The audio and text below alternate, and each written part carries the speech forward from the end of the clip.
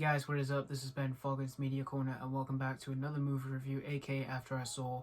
And today I'm going to be talking about the 2020 drama known as Minari. Now Minari, this was written and directed by Issac Chung, and this basically tells the story of this Korean American family who basically they move into this farm from known as the Kansas farm, and basically they start to settle in and basically start to own the farm.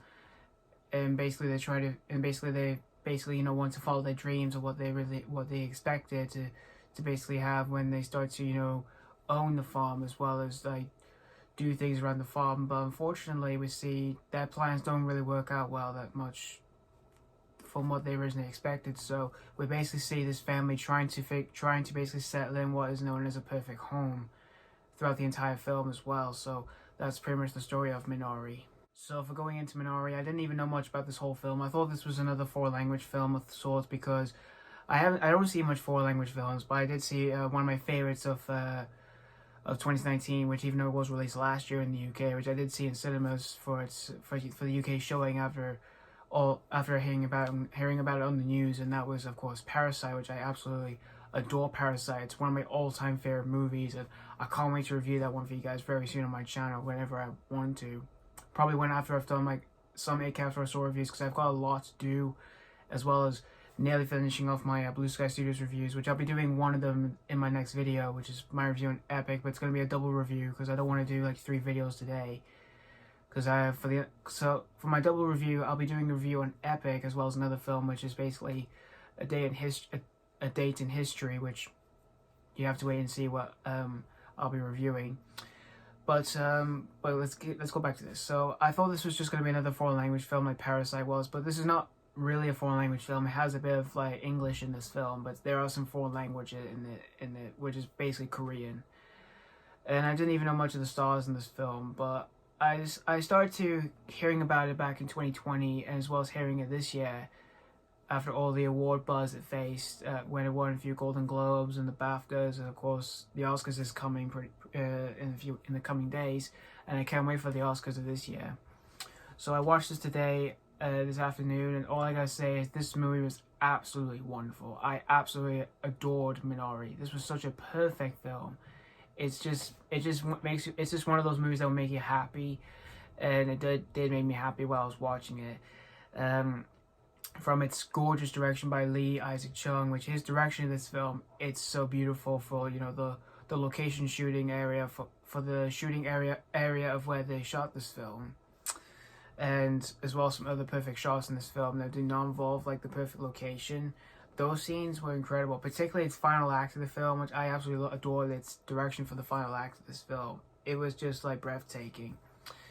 And the story, the concept of this film, the concept of this is really fascinating to see about a Korean American family who wants to follow their dreams, but doesn't kind of go from what they originally planned, and then few things start to occur, like few family problems as well as their lives as well, which it makes a really fascinating story about this family who are Korean, which I absolutely adored throughout the entire film. And as for the performances in this movie, everyone in this movie, they all delivered such phenomenal performances, particularly the young boy in the film who portrays the character of David.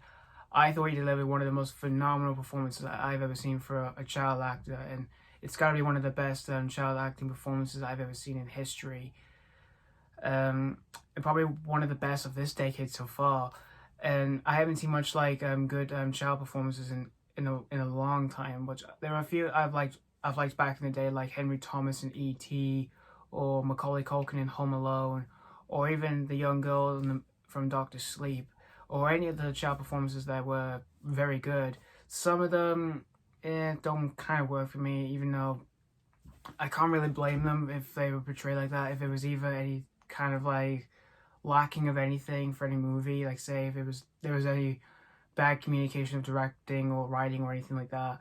But for this film, the actor who played the character of David in this movie, again, he just delivers one of the best child performances I've ever seen in history for a movie.